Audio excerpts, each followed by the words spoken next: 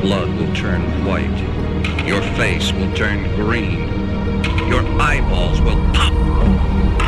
War to Aryan Germans.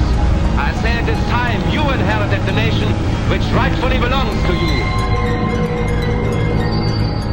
The 20th century saw many changes in the world. Technology advanced as wars sparked man's imagination. Medical breakthroughs came every week. The knowledge of our own mind increased. These and more all worked together.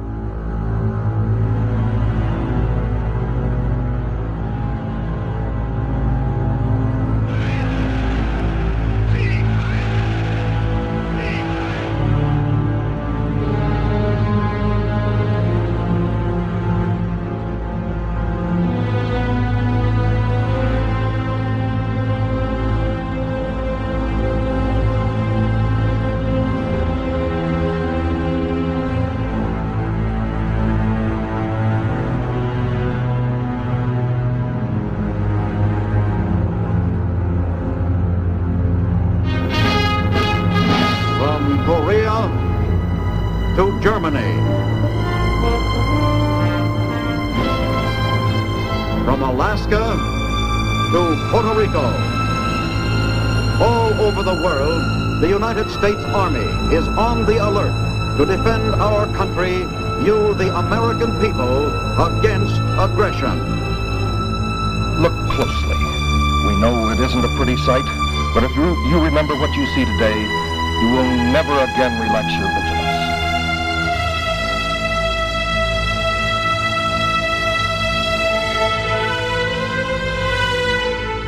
But so much changed during and after the Second World War. At the beginning, we were still flying biplanes. By the end, we were testing jet fighters. All sides experimented with new technology and new ways of thinking.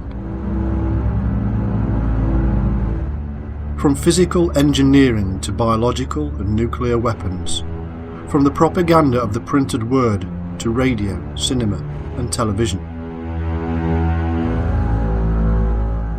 The Nazis were leading the way in so many avenues.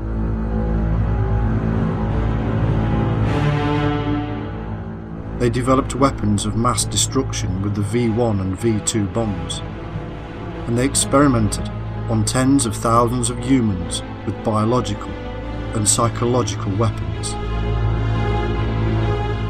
Following the war, the knowledge gained from such experiments was gathered up by the Allies, including the UK, Russia, and of course the USA.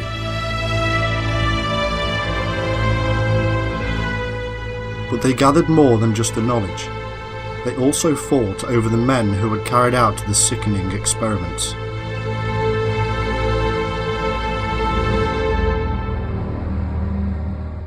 Operation Paperclip was a program devised by the Office of Strategic Services and was utilised to employ ex-Nazi scientists within the United States. What about you? You aren't American, are you? I was born in Hungary, but now I am an American citizen. And I have seen what this kind of talk can do. I saw it in Berlin. What were you doing there? I was a professor at the university. I heard the same words we have heard today. But I was a fool then. One remit of the operation carried out by the Joint Intelligence Objectives Agency was not just to deny German scientists to the Russians, but also to the Allies such as the United Kingdom.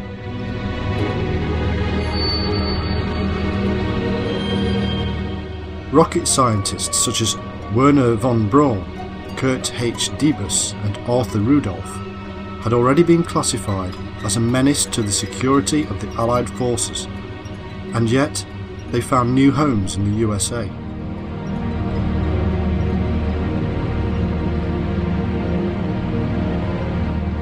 Others found their way to Russia, and the space race began. It's from there that the Soviet Union launched Sputnik, the first artificial satellite to orbit the Earth, which was little more than a few pieces of metal with a transmitter and a battery strapped to the top of a missile. But the world was stunned. Americans were dumbfounded. The Soviets, it was perceived had taken the lead in a race for which we were not yet fully prepared. The American ex-Nazis were given false employment and political biographies and removed from the public records as scientists of the Nazi Party.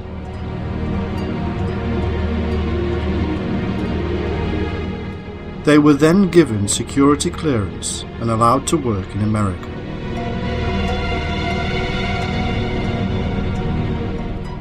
Scientists from rocket engineering to medical experts were rehomed.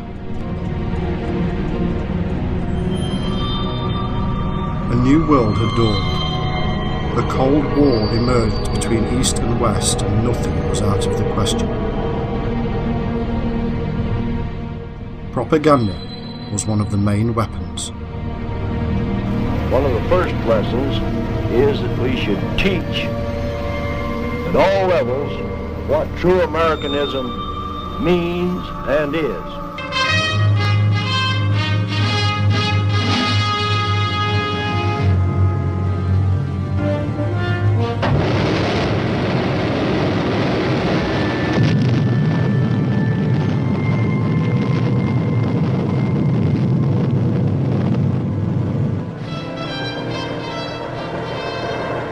Today, the latest weapons, coupled with the fighting skill of the American soldier, stand ready, on the alert all over the world to defend this country, you, the American people, against aggression.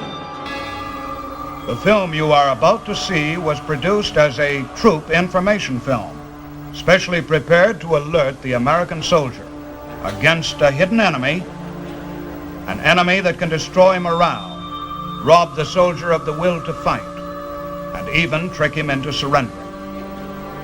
Enemy propaganda. Although this study of communist deception was made for a military audience, we think that you, the American public, will also find it pertinent and enlightening. This material is just another sample of what you might call the communist war without guns.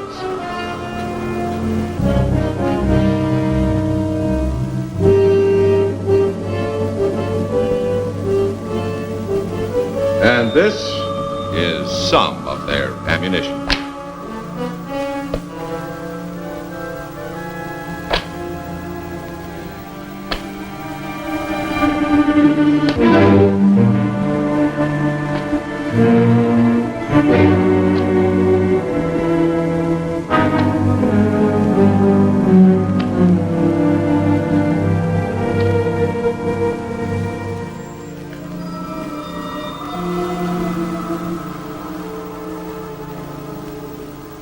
I'm Colonel Foster. I'm going to be your guide for a short tour through the maze of communist propaganda. As for America, the Soviet people are told that conditions here are hopeless. In their theaters, the Soviets see newsreels made up especially to show the terrible truth about us. This is America of the big capitalists. Wall Street with its big, impressive buildings. But this is the real America, where the workers live. Since they are underpaid, they must eke out a few pennies extra by peddling fruit on the streets. Almost every day in America, you will see police and goon squads attacking the workers who try to strike. But for the wealthy class, there is not a care in the world. Did you recognize those old newsreel scenes? You know how typical they are of America. As for the Soviet soldier, he is also a prime target for the Kremlin propagandists. The Soviet soldier's head may be full of propaganda, and his ears may be ringing with lies, but he's still a soldier, and a tough one. In all his life, he will never hear the truth about the other side. Are you really fighting for freedom? Do you not realize by now that you have been sent by the Wall Street merchants to crush Korea's attempt to gain independence? You cannot beat 500 million Chinese and Koreans. Our brave and heroic soldiers will never surrender. Don't let your capitalist leaders deceive you. Don't fight their aggressive war. Let all foreign troops withdraw from Korea. Go home and live in peace. Well, every GI in Korea wanted nothing more than to go home and live in peace. If only the communists would do the same thing.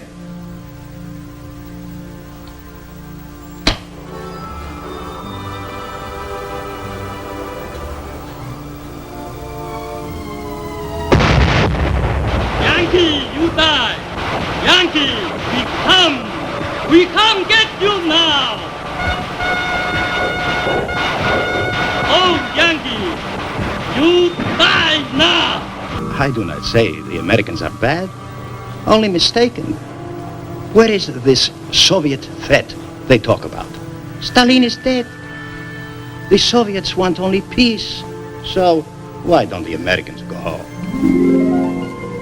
Well, if you hear enough of this kind of gossip planted by the communists, enough phony rumors of America's secret plans to launch a war, enough big lies, little lies, and medium-sized lies, maybe you'll begin to believe some of it. Isn't there an end to this? No. There is no end. Not until communism ends, under the weight of its own evils and its own lies. The best defense against enemy propaganda is truth. For a communist, a thing is true only if it advances the communist cause. It is false if it does not. The soldier who understands how enemy propaganda works is forewarned and forearmed. In this knowledge lies his strength.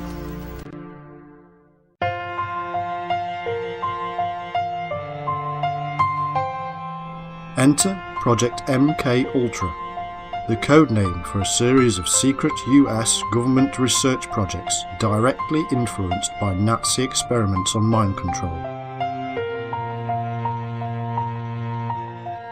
The idea was simple: experimentation on the engineering of human behaviour. Now you may say, this doesn't concern me, or my children, or my community, but this is less and less true. It was led by the CIA's Scientific Intelligence Division and coordinated by the Special Operations Division of the US Army Chemical Corps.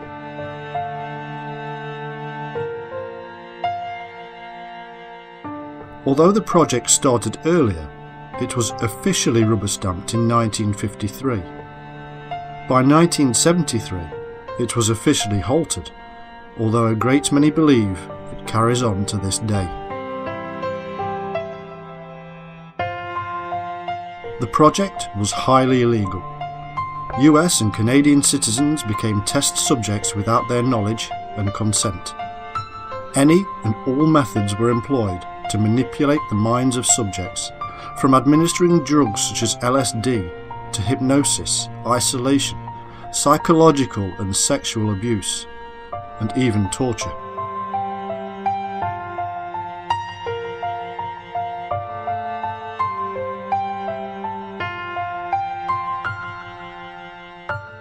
This wasn't a small project, it was absolutely huge, with work being carried out at over 80 institutions such as universities, hospitals, prisons, and pharmaceutical companies.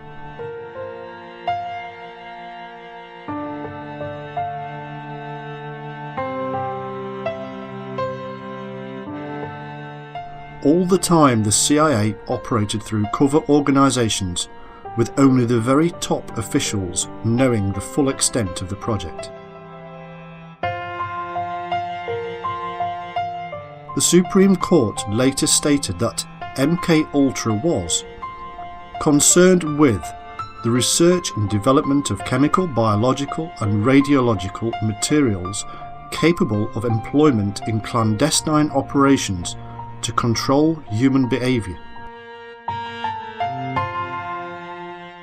The program consisted of some 149 sub-projects which the agency contracted out to various universities, research foundations, and similar institutions. At least 80 institutions and 185 private researchers participated. Because the agency funded MKUltra indirectly, many of the participating individuals were unaware that they were dealing with the agency. It wasn't until 1975 that the public discovered what had been happening, when the Church Committee of US Congress and the Gerald Ford Commission investigated the CIA's activities within the United States. The investigation was in fact hampered by the fact that in 1973, the director of the CIA, Richard Helms, had ordered all the MKUltra files destroyed.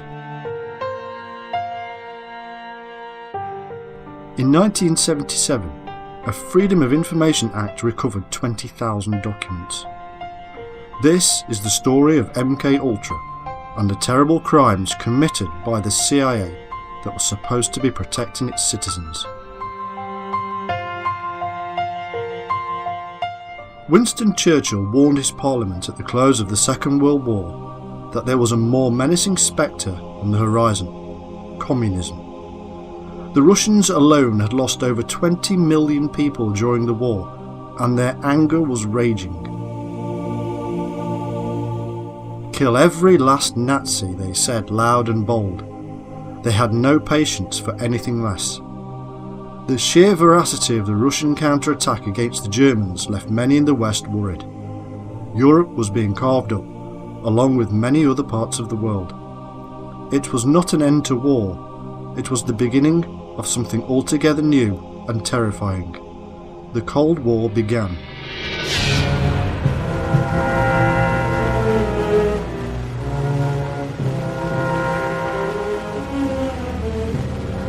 This is the Kremlin, citadel of Russian communism. Looking at Russia, we might see it as a country to be studied, as we study other nations of the world. Yet we know that Russia today is regarded as a grave threat to our nation, to our freedom, to the peace of the world. Why so? What makes it a threat? Looking closer, we see a clue. Public display of giant portraits of communist leaders. These leaders, by their actions, have caused the world to stand guard. Here, in Russia, you see the reason why so many nations are building up their defenses. Here, in Russia, you see the reason why we are spending billions of dollars in defense production. Why your family is paying the highest taxes in our history. The leaders of Russia tell us their only concern is the defense of their own nation. Is this so? Or are they ambitious for world conquest? The Kremlin runs all elections, and the outcome is always the same. If anyone dares to disagree, he's given a speedy trial without benefit of jury. Such traitors may be immediately executed or sent off to prison. The proletarians have nothing to but their chains. They have a world to win. Although the people of Russia gained little, the rulers gained mightily in power. They built up a giant war machine, looking forward to the day when their flag would fly over the entire world. Then came the rise of Nazi Germany, another power bent on world conquest. The two nations joined forces, and Russia, believing itself safe from aggression, launched an invasion of Finland and other neighboring nations. For the first time, the world learned that the communists were no longer waiting for world revolution, but were now resorting to outright military aggression to extend their power. After the Nazis turned on their former allies, we supplied Russia with immense quantities of military equipment to wage war against our common foe. And how did Russia come out of the war? In 1917, at the time of the revolution, Russia was already a land of vast area. Soon after the end of World War II, Russia had occupied many new territories, bringing additional millions of people under communist control, and serving notice that Soviet Russia was now a world power to be reckoned with. United with Russia in war, we strove to preserve that unity in peace. We helped organize the United Nations, which the nations of the world had mutually pledged to cooperate in fostering world peace and progress. Andrei Gromyko signed for Russia. But in the first post-war Italian elections, the communists created disorder in an attempt to gain control of the government. Once more, the world was reminded that basic in the idea of communism is the plan of world revolution, and that Russian communism has stepped beyond that plan to achieve world domination through aggression. In Indochina and Malaya, communist aggression has incited rebellion against established governments. In France, communist aggression has fomented strikes against essential industries in attempts to discredit the free government.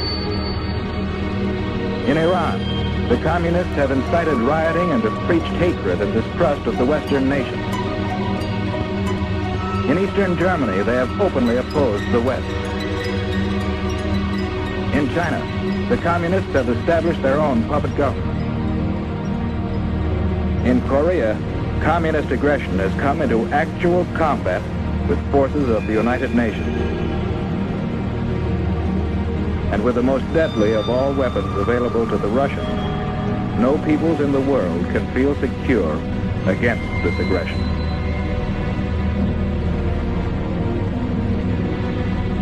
How are we meeting this challenge? Yes, one way is by helping the free world fight starvation and poverty and suffering, conditions that pave the way for communist infiltration. We are also supplying equipment for the free nations to develop their own resources and raise their living standards. Another way we are meeting the challenge is by military alliance with some of the other free nations for mutual aid in opposing direct communist aggression. And we are building up our own military defense. But do these preparations mean that we have abandoned hope for peace? No. In the United Nations, we are continually seeking a workable plan for living in peace with communist Russia.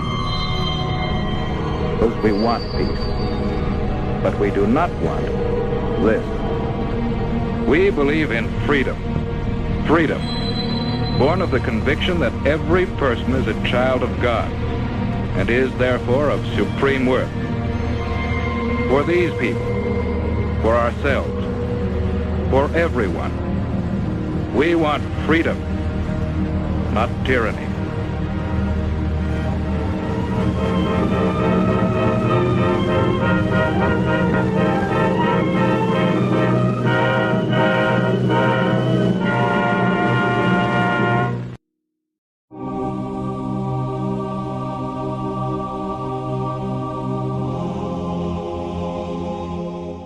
As we have seen in 1945, the Joint Intelligence Objectives Agency undertook Operation Paperclip. The purpose? To recruit Nazi scientists, some rocket engineers, some medical doctors and plenty of war criminals who had been involved in the worst kind of tortures and brainwashing. From Operation Paperclip emerged several top-secret US projects. I'm just an average American, but I'm an American. And some of the things I see in this country of ours make my blood boil. Projects Bluebird, Chatter and Artichoke were but three. The technical services staff sponsored MK Ultra, one of the most top-secret designations. Its affiliated projects were known as MK Naomi and MK Delta.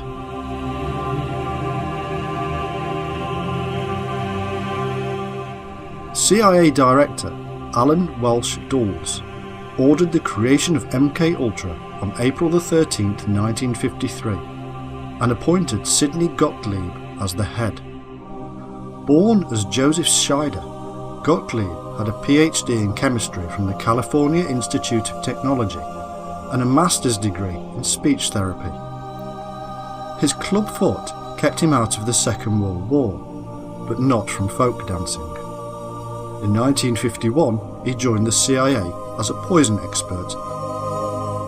He was to become known as the Black Sorcerer and the Dirty Trickster. He personally supervised the preparations of lethal poisons and experiments in mind control. The remit of Project MKUltra was to create drugs that would aid in the control of the mind as a weapon against the Soviet bloc and other enemies of the state. It was believed that the Soviets, Chinese, and North Koreans had used similar mind-controlling techniques on US prisoners of war.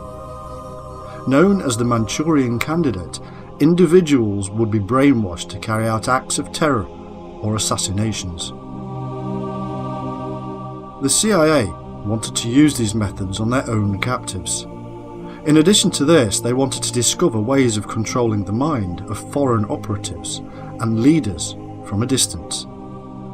Several plots were even created to drug and manipulate Fidel Castro of Cuba.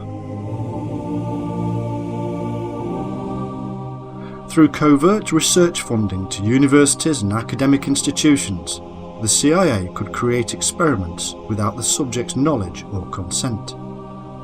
Many of the institutions had no idea that the CIA was in fact behind some of the projects they were undertaking. In 1964, Project MK Search was up and running, attempting to produce a truth drug in order to interrogate spies. A sub-project, known as Sub-Project 54, was a top-secret naval program using sub-aural frequencies to wipe out an individual's memories or wash their brains. It was supposedly never continued. There were over 150 individual projects, most of which we shall never know due to the destruction of the paperwork in 1973 under the instructions of the CIA director. The purpose of this briefing is to explain to you what subversion and espionage directed against the military is. As if to excuse the role of MKUltra, the reasoning behind it was claimed to be simply a reaction to the threat of the communists and the paranoia of the CIA. The USA had lost its most powerful bargaining tool, its nuclear monopoly. Some even believed that the CIA had been infiltrated at the highest level. Ever since the disclosure of MKUltra, there have been arguments regarding its purpose.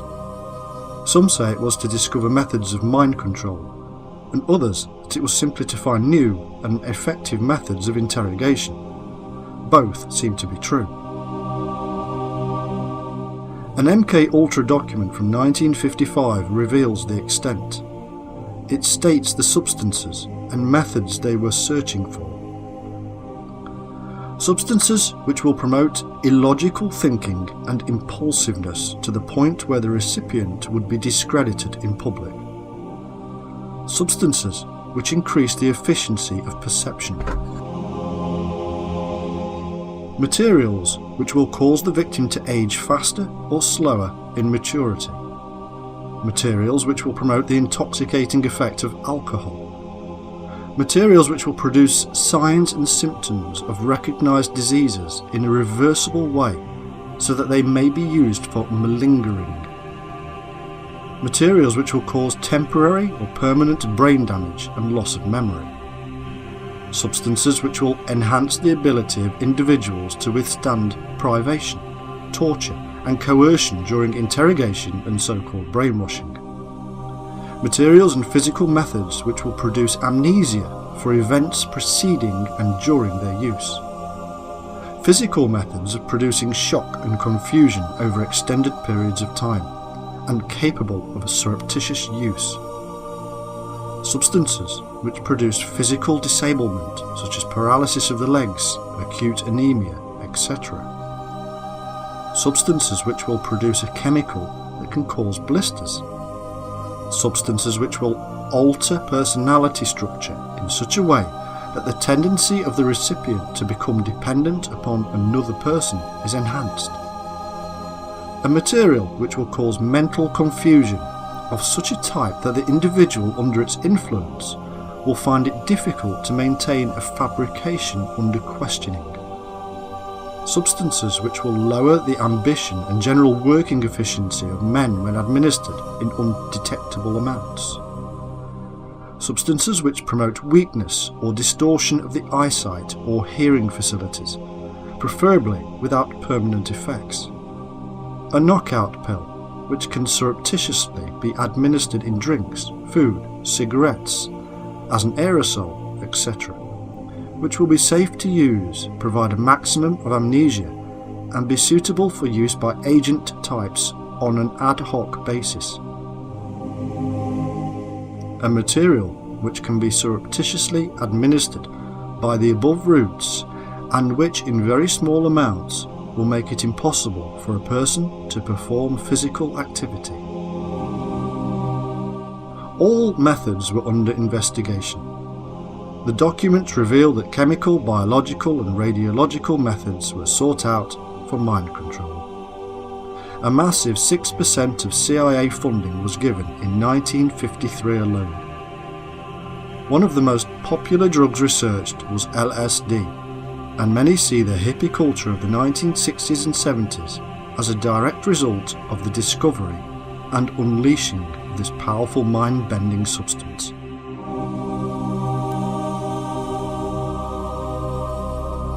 It's very difficult today to pick up a newspaper or a magazine or listen to the radio without hearing about LSD.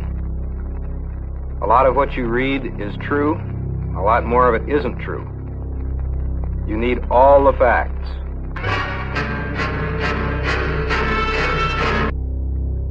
LSD was isolated by Stoll and Hoffman in a Sandoz pharmaceutical company of Basel, Switzerland. Attention will be focused on the experiences of our volunteer subject, Bill. I'm going to give you this cup that contains lysergic acid 100 microgram. Will you drink it? Lo and behold, with LSD, it doesn't make a doggone bit of difference how you give it.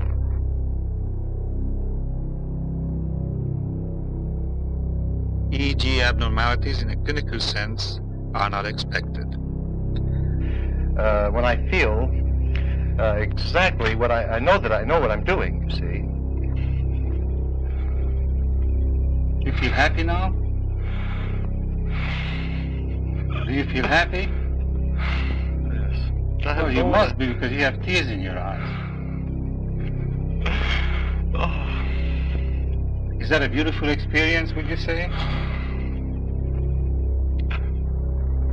A certain number of people in this phase are going to have a convulsion, like an epileptic convulsion. Destination unknown, courtesy of LSD-25. But at just this moment, neither he nor I know the direction or destination of the trip we're about to take together.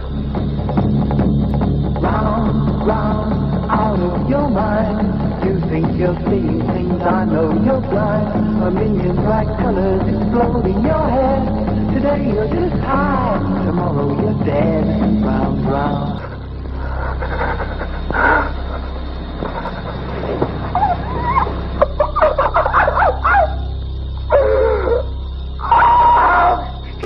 There are currently over 50 research projects in progress under the auspices of the Food and Drug Administration and the National Institute of Mental Health, all part of our continuing search to discover more about the hallucinogens. The questions remain. The mind-bending drugs seem to offer so much, but what do they really deliver? LSD, mescaline, psilocybin, DMT, and the other hallucinogens, the mind-bending drugs.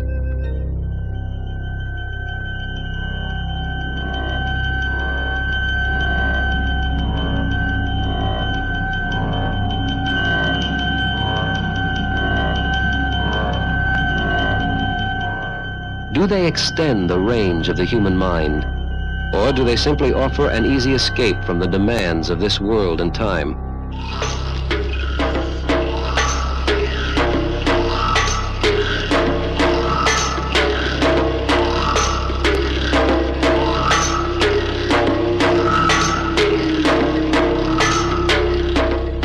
truly broaden and increase the life experience?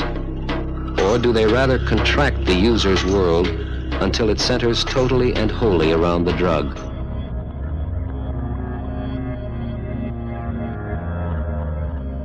Due to the nature of the drug and the fact it altered the person's perceptions of reality, it was seen as the perfect drug to investigate. Administering the drug, they believed, would reveal where the person's true loyalties lie. A kind of truth drug. One goal was to attempt to make Russian spies defect against their will. They also wanted to find ways of counteracting the effect should their own spies be drugged by the Soviets. Almost immediately, the drug was administered to unsuspecting US citizens. Mental patients, drug addicts and prostitutes were amongst the first. As the CIA said, these were people who could not fight back.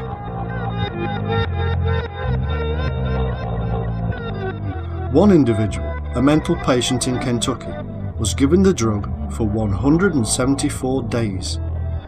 But the CIA didn't leave it there. They proceeded to trial the drug on their own men and women, on military personnel, doctors, government employees, and unwitting US citizens. This administering of drugs without prior consent was a direct violation of the Nuremberg Code, agreed to by the Allies following the Second World War. In San Francisco, Marin, and New York, the CIA set up Operation Midnight Climax. This involved creating CIA-run brothels with prostitutes in the pay of the CIA. It was believed that men going to the brothels would be too embarrassed to talk about their experiences. Rooms were set up with one-way mirrors and prostitutes instructed to lure in the males. The men were then dosed unwittingly with LSD and the sex sessions filmed for later analysis. Several techniques were developed from this experience: sexual blackmail, field use of LSD, and surveillance technology. Individuals were given LSD, interrogated under glaring lights while scientists took note. If the subjects refused to give information or comply to instructions, they were told their trips would be extended. LSD can be a terrible drug. It affects individuals in many different ways. A bad trip could be absolutely terrifying. Those unsuspecting individuals being interrogated this way were often employees of the CIA itself, military personnel, and suspected agents of the enemy. There were also several heroin addicts offered more heroin if they participated in the experiment. From this experiment alone, numerous individuals suffered long-term mental problems and several died.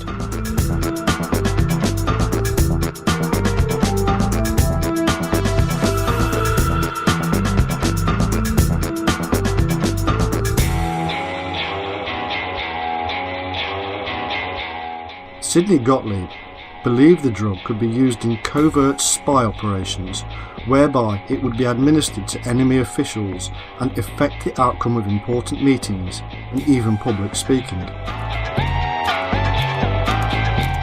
To this end, he instigated a new set of experiments. LSD is now to be given to people in normal everyday settings, without consent and with no warning. At first, CIA operatives tried the drug inside controlled environments. But quickly, field tests were carried out. CIA outsiders were actually drugged, with the so-called acid trip becoming a CIA occupational hazard. One operative was given the drug in his morning cup of coffee. He tripped, became psychotic, and ran around Washington believing monsters were everywhere. It was concluded that LSD was indeed a dangerous weapon, and only made those in charge more enthusiastic. An army scientist, Dr. Frank Olson, was given LSD without his knowledge. He fell into a deep depression and died after falling from the 13th floor window. An ABC TV report interviewed his distraught wife years later, who, like many others, believed he had committed suicide. Others believe he had been killed before being thrown from the window by CIA operatives. We will never know. CIA documents do reveal that there were volunteers who consented to taking LSD, and these individuals were singled out for more extreme testing. In Kentucky, 7 of them were given the drug for 77 solid days. We will never truly know the full extent of the tests. For all we know, there could be thousands of people out there who suffered bizarre lapses into an altered state of mind. People who thought they were going mad, saw ghosts, monsters, aliens. There could be hundreds more who committed suicide or entered mental institutes. And yet, for all the sacrifice, the CIA eventually ruled out LSD due to its unpredictable nature. They gave up on LSD being what they called the secret that was going to unlock the universe. It did remain a weapon for use in their war of espionage. In 1962, in joint operations, the CIA and Army had developed what they called super hallucinogens, and this led some academic institutions to withdraw their support. What happened next, and whether new drugs have been developed and used, we simply do not know. But the chances are that over the last few decades, these drugs have been developed, tested, and put into operation. Many conspiracy theorists believe that such mind control techniques have been used on world leaders, spies, and even popular celebrities.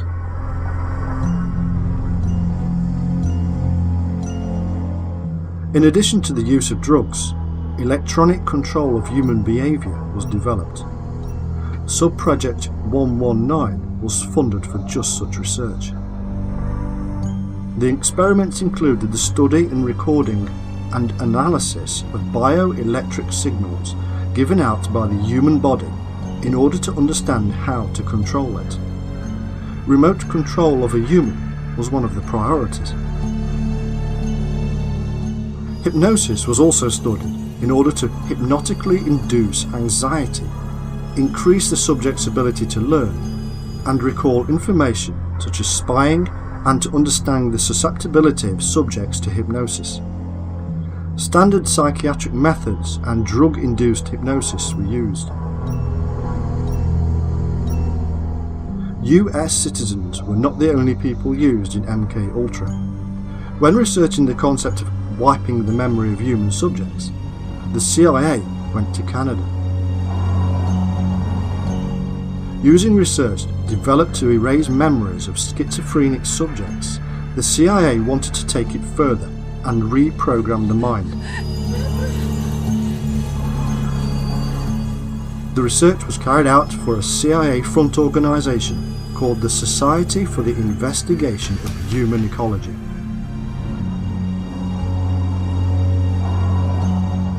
The experiments were carried out in Montreal and involved inducing a coma in the subject for a week at a time. The coma victim was then played looped sounds or statements. These experiments were carried out on patients with minor anxiety disorders or depression. Most suffered permanent psychological effects in addition to incontinence, amnesia, losing the ability to communicate, and forgetting their parents. It was very similar to work being carried out by the British Secret Service, who experimented on unsuspecting patients and also caused long-term mental problems.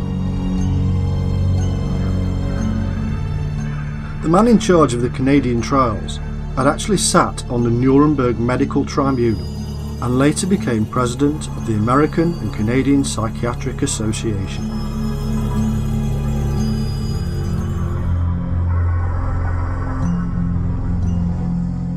In addition to these experiments being used for the use of mind control, they were also very useful as instruments of torture.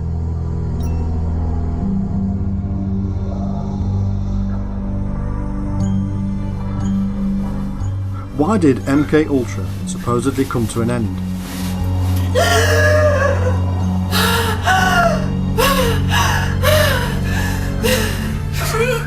The American public got a shock as the scandal of Watergate emerged, and panic set in within the high officers of government.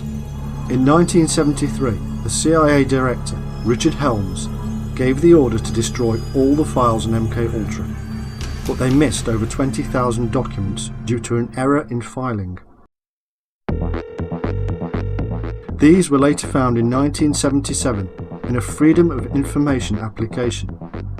They became part of the investigation into MK Ultra during the 1977 Senate hearings. It had been alleged in 1974 by the New York Times that the CIA had been conducting illegal experiments on its own people. The claim forced Congress to begin an investigation under the Church Committee and a presidential investigation known as the Rockefeller Commission. The CIA, FBI and other intelligence agencies were all investigated. By 1975, the reports were in and revealed for the first time to the American public that the CIA and Department of Defense had in fact colluded on experiments on unsuspecting US citizens. The remit of the experiments was an extensive program on mind control using LSD, mescaline and other chemical, biological and psychological means.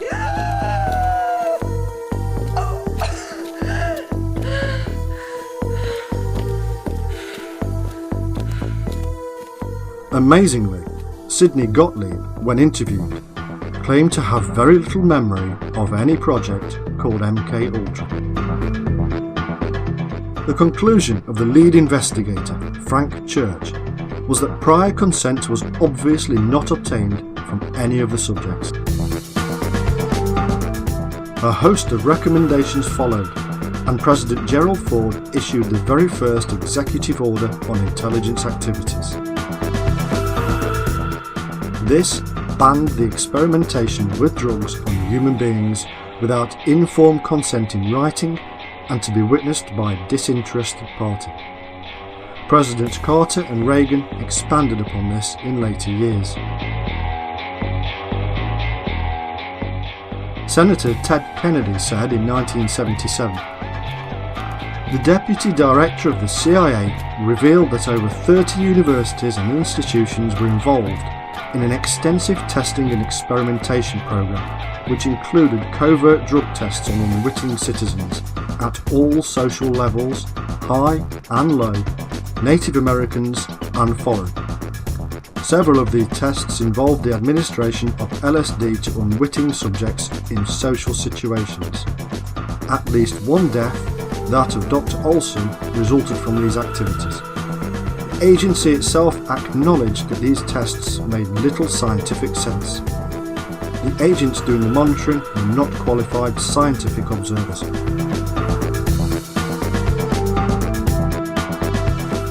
It was not until a CBC broadcast in 1984 that the Canadians learned of their own role in the project. They discovered that the CIA had funded mind control experiments in Canada, and that the Canadian government in fact knew all about it. In fact, they had even donated $500,000 to the research. 127 victims later sued and each got around $100,000. On September the 28th, 1984, the US General Accounting Office revealed that between 1940 and 1974, literally thousands of human subjects had been experimented on by the secret services. The report stated, "Working with the CIA, the Department of Defense gave hallucinogenic drugs to thousands of volunteer soldiers in the 1950s and 60s. In addition to LSD, the Army also tested an hallucinogen called BZ, Many of these tests were conducted under the so-called MK-Ultra program, established to counter perceived Soviet and Chinese advances in brainwashing techniques. Between 1953 and 1964, the program consisted of 149 projects including drug testing and other studies on unwitting human subjects. Because of the destruction of tens of thousands of documents and the uncontrolled nature of the wide-ranging experiments, it will never be known just how many people suffered and died as a result. The final report from the Church Committee had the following to say. LSD was one of the materials tested in the MK-Ultra program. The final phase of LSD testing involved surreptitious administration to unwitting non-volunteer subjects in normal life settings by undercover officers of the Bureau of Narcotics acting for the CIA. A special procedure designated MK Delta was established to govern the use of MK-Ultra materials abroad. Such materials were used on a number of occasions. Because MK-Ultra records were destroyed, it is impossible to reconstruct the operational use of MK-Ultra materials by the CIA overseas. It has been determined that the use of these materials abroad began in 1953 and possibly as early as 1950. Drugs were used primarily as an aid to interrogations, but MK-Ultra and MK-Delta materials were used also for harassment, discrediting, or disabling purposes. With the revelations came lawsuits against federal government. The Army and CIA had withheld incriminating information and yet also secretly given compensation to many individuals. They were covering their tracks.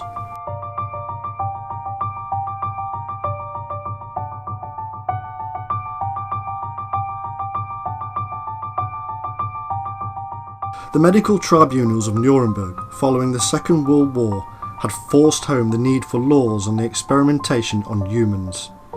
The trials of the Nazis and Japanese were simply put appalling. In fact, it was the US military tribunal at Nuremberg which had established the Nuremberg Code as a standard for the world. It was this code which forced the CIA and military to go covert on MK-Ultra. But the CIA military were not the only ones to blame. 44 US colleges and universities, 15 chemical research facilities and companies, 12 hospitals and clinics, and 3 prisons are all known to have been involved.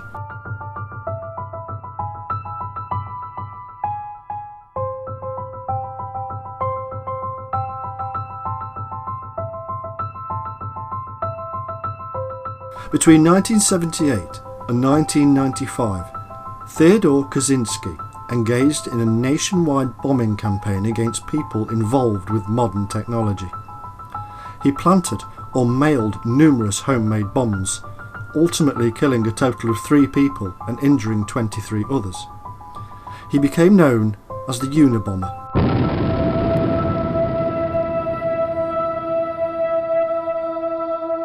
From 1959 to 1962, he participated in MK-Ultra experiments on mind control while at Harvard University.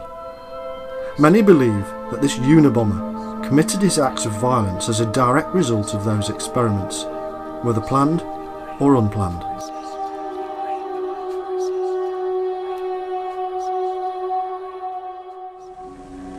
Now, the barbiturates have some very severe problems with them.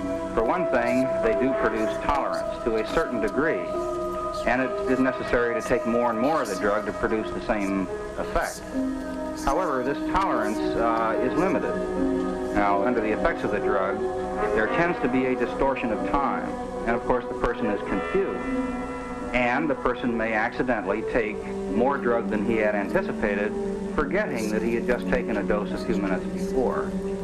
In addition to this, the barbiturates, when withdrawn, do produce a physical dependence or withdrawal type reaction, and with the barbiturates is a marked tendency for the person to develop convulsions.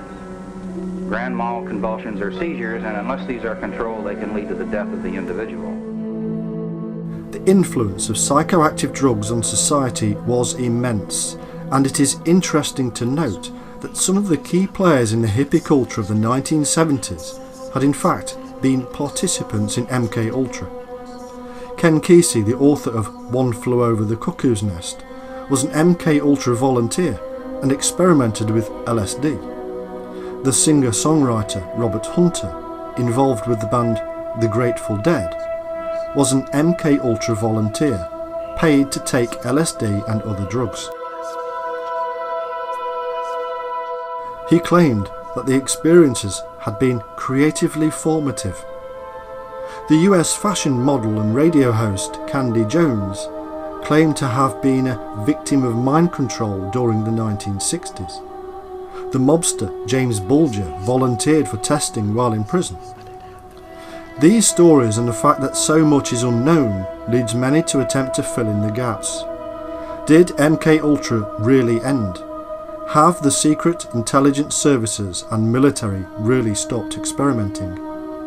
The answer, of course, is no, they have not. New methods of secrecy, new technology, and of course, the ability to test overseas all help to keep a lid on what is really happening.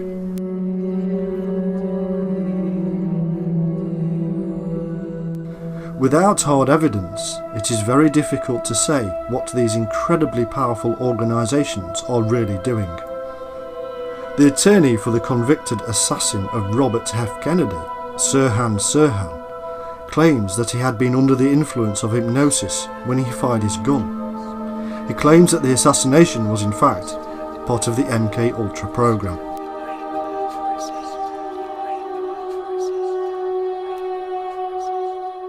The infamous cult mass suicide at Jonestown has also been linked with claims that it has in fact been a test site for MK Ultra. A known critic of the CIA, Congressman Leo Ryan, was murdered by members of the cult following his visit to investigate irregularities. Whether or not this was a CIA command is not known. The American actress and comedian Roseanne Barr came out recently and implicated MK Ultra directly into mind control within Hollywood. She claimed that Michael Jackson's own father had worked for the CIA. In her words from her website, is abuse of his own children was used to profit the CIA's programs that follow and study the effects of child abuse on the young, and how their minds can be controlled to such an extent and with such abuse that they can be forced to develop talent. Jesus said the truth will confound you in that day. Joe Jackson, as a child abuser, and Catherine looked the other way while he beat their kids and tortured Michael mentally. Keep them both away from Michael's kids. Roseanne claimed that she herself suffered intense trauma in her childhood, which led her to having multiple personalities and being manipulated by CIA-led psychiatric experiments. She says her problems were induced because the CIA is where they started, inducing it, after they brought all the Nazis over from Germany to run the American Psychiatric Association. Whatever the truth, this lady of Hollywood claims that celebrities fear the CIA, are in fact manipulated by them to control the minds of the masses. Plenty of celebrities adorn themselves with symbols of the infamous Illuminati, and the internet is full of YouTube videos showing celebs losing their minds, as if they had been somehow robotically controlled. Take a look and make up your own mind. The facts are simple. For thousands of years the control of the public has been part and parcel of those in power. From religion to brutal force, all methods have been employed. Control is not just about making you do something against your will, it is about convincing you that your decisions are really your own. Government funding of TV shows that show perfect American utopias, or control behind the scenes of our news channels, are just two simple methods that have been employed. We say that the Russian people live impoverished lives, while those in power have wealth. Look around you and tell me it's different where you are. We say the Russians control the media, silence dissenters, and manipulate the masses. Look around you. In Russia, they say the same things about the West, where we have non-elected royalty, media moguls, secret societies, and hugely powerful religious influences. Nowhere is right, but all seek to control the masses. Greatest abundance of information any people has ever had. But survey after survey reveals an astonishingly low informational level among us. To be sure, the right to remain uninformed is one of the privileges of a democracy, but in a contest such as the one we are engaged in, it is one of the surest ways of losing our freedom.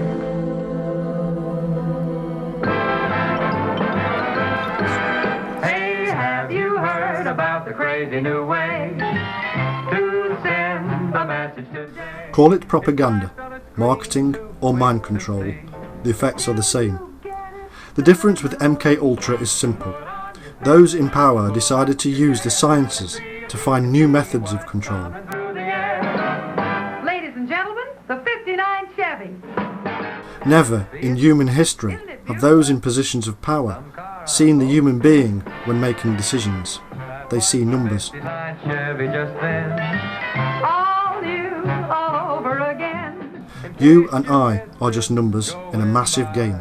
We're gonna give you all another try. Over 6 billion people on the planet, all controlled by an elite few. Now bet you've seen the new Chevrolet. The power is immense, and so every avenue will be examined, and no cost too much to improve the methods of control. Here's how. Today, CIA observers say that MK Ultras does continue, but under different names. One ex-CIA officer said that the CIA regularly conducts campaigns of disinformation and that research into mind control continues.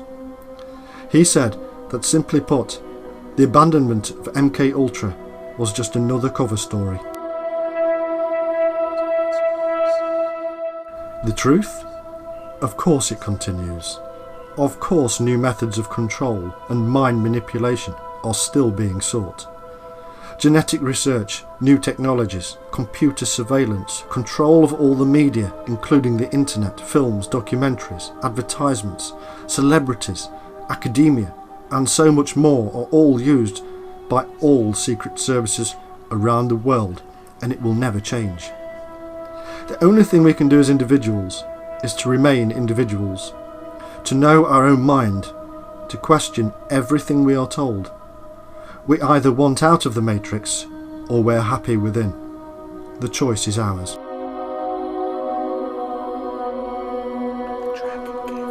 I've heard this kind of talk before, but I never expected to hear it in America.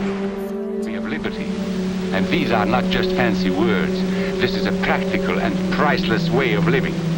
But we must work at it. We must guard everyone's liberty, or we can lose our own.